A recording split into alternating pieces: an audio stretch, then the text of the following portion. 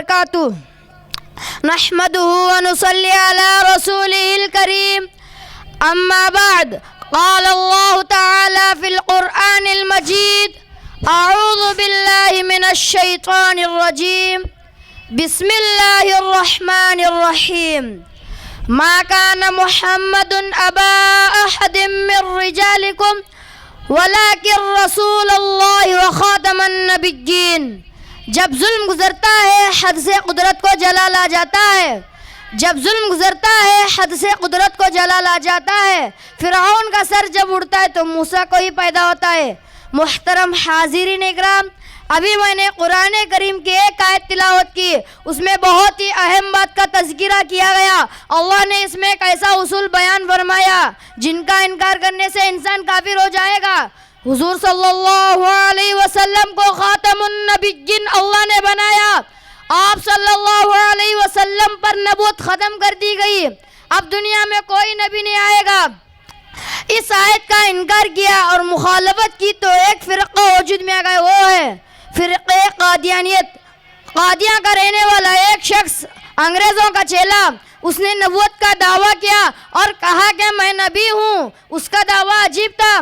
اہل سنت والجماعت کا عقیدہ ہے کہ حضور صلی اللہ علیہ وسلم کے بعد کوئی نبی نہیں آئے گا، اور پورے قرآن کی کل 6666 آیات ہیں، ان پر ایمان لانا فرض ہے. ایک آیت کا نام ماننا بھی کفر ہے. اب اس آیت میں حضور صلی اللہ علیہ وسلم کو خاتم النبیین کہا گیا.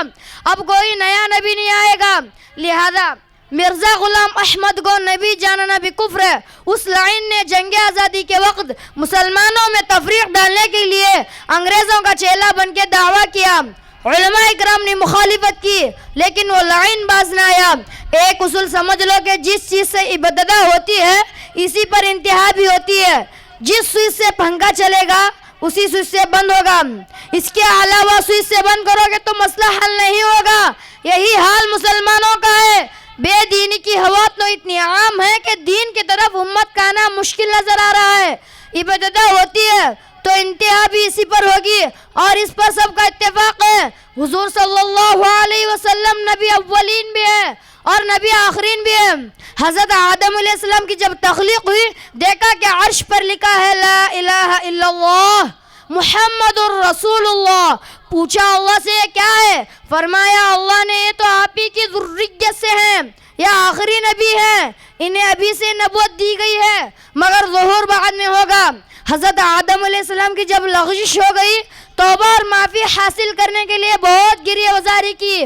مفسرین نے لکھا ہے کہ وہ عرش والی بات یاد آ گئی اور ان کی معرفت سے مانگا تو توبہ قبول ہو گئی.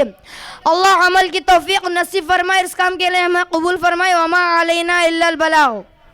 ماشاء اللہ. اس کے بعد میں حقوق والدین کے عنوان پر میں محمد عمر کو دعوت دیتا ہوں، وہ آئیں اور اپنی تقریر پیش کریں.